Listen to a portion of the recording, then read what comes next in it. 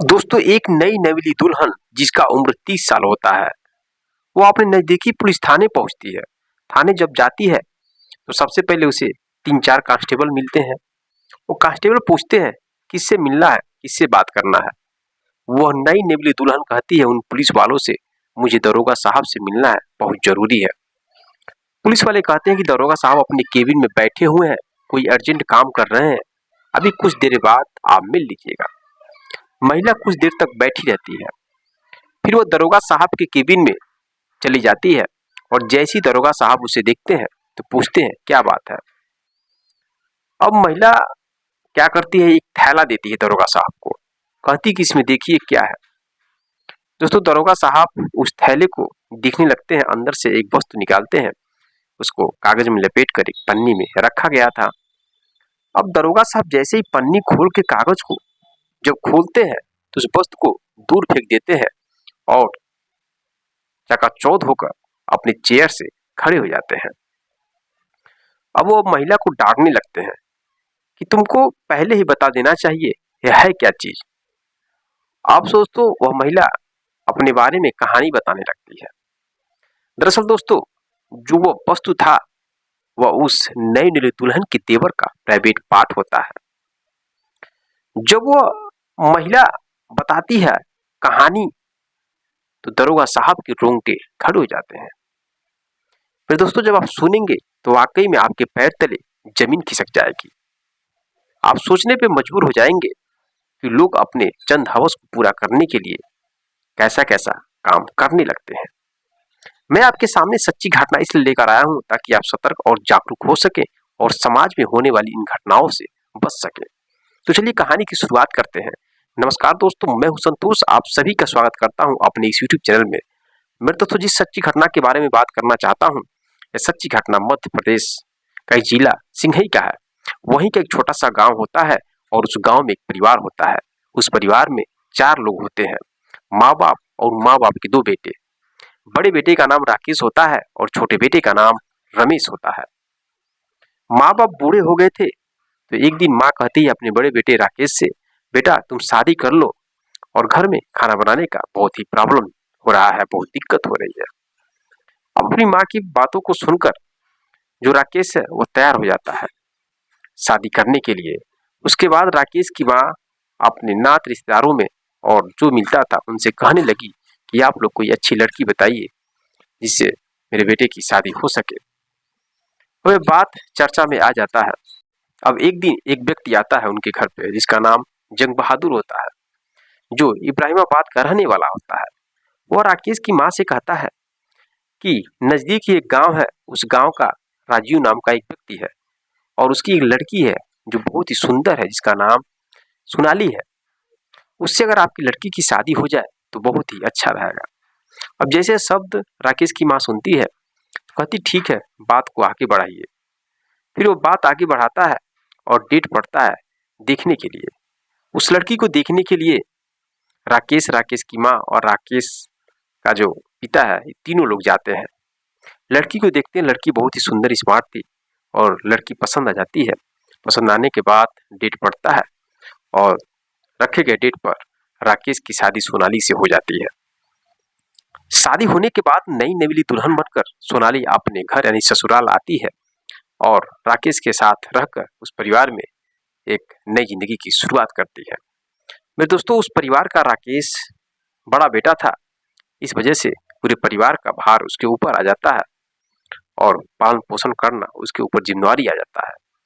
इस वजह से वह राकेश अब बाहर कमाने के लिए जाने लगता है ताकि उसके परिवार का भरण पोषण हो सके। अब वो बाहर कमाने के लिए चला जाता है। शादी होने के लगभग 6 महीने बाद जब बाहर कमाने के लिए चला जाता है तो उसके घर पे मात्र 4 लोग बसते हैं, उसके मम्मी पापा, उसकी पत्नी और उसका छोटा भाई जिसका नाम रमेश होता है। अब घर पर जब उसकी पत्नी रह रही थी तो जो उसका देवर है रमेश, उसकी गंदी नजर अपने भाभी पर पड़ती है, लेकिन वो अपने भाभी से कुछ करता नहीं है, न ही कुछ कहता है। वो अंदर ही अंदर अपने इस ख्याल को पका रहा था। अब एक दिन उसकी भाभी बाथरूम में नहा रही थी। अब जब नहा रही थी तो वह जो दरवाजा था उसमें थोड़ा सा फाफड़ था, जगह था, उसके जरिए वो अपना मोबाइल निकाल कर अपनी भाभी की एक वीडियो बना लेता है। और भाभी नहा रही थी निर्वस्त्र होकर। पूरा वीडियो बनाने के बाद जब उसकी भाभी अपने कमरे में आती है कपड़े बदलने के लिए, तो उसका देवर रमेश अपने भाभी के कमरे में जाता है और वीडियो दिखाकर ब्लैकमेल करने लगता है। कहता है कि आप मेरे साथ शारीरिक संबंध बनाओ, नहीं तो ये वीडियो वायरल कर दूंगा और आपकी बहुत ही बदनामी होगी। यह बात जैसे सुनती है उसकी भाभी, वो सोचने पे मजबूर हो जाती है और मजबूर होकर डर के मारे अब उसके साथ शारीरिक संबंध बनाने लगती है। अब यहीं से हवस की कहानी शुरू होती है। अब रमेश को नहीं पता था इस हवस के चक्कर में कितना दर्दनाक घटना घटने वाला है। इसका अंदाजा उसे थोड़ा सा भी नहीं था। अब रमेश को जब भी मन करता था तो ब्लैकमेलिंग करके अपने भाभी के साथ शारीरिक संबंध बना रहा था। आए दिन ऐसे 6 महीने बीत जाते हैं और इन 6 महीनों में न जाने कितनी बार अपने भाभी के साथ शारीरिक संबंध बना चुका था। उसकी भाभी जब भी मना करती थी तो वो बार बार वीडियो की धमकी देता था, वायरल करने की धमकी देता था। इस वजह से उसकी भाभी बहुत ही मजबूर हो गई थी, परेशान हो गई थी। वो सोचती है कि अपने पति से कहूंगी तो भाई भाई में लड़ाई झगड़ा हो जाएगा और सास ससुर से कहूंगी तो बहुत ही बदनामी होगा। इस वजह से वो कुछ कहती नहीं थी।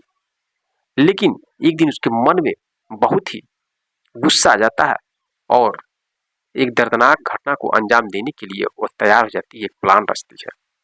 प्लान के अंतर्गत वो अपने देवर से कहती है, देवर जी आज मैं आपके साथ शारीरिक संबंध बनाना चाहती हूँ कुछ अलग तरीके से। अब जैसे ही उसका देवर यह शब्द सुनता है तो बहुत ही खुश हो जाता है। वो सोचता है कि मेरी भाभी आज अपने मुंह से कह रही है और मैं इसी दिन का इंतजार कर रहा था। अब शाम होती है, शाम को उसकी भाभी खाना बनाती है, सब लोग खाते हैं, सब लोग सोते हैं।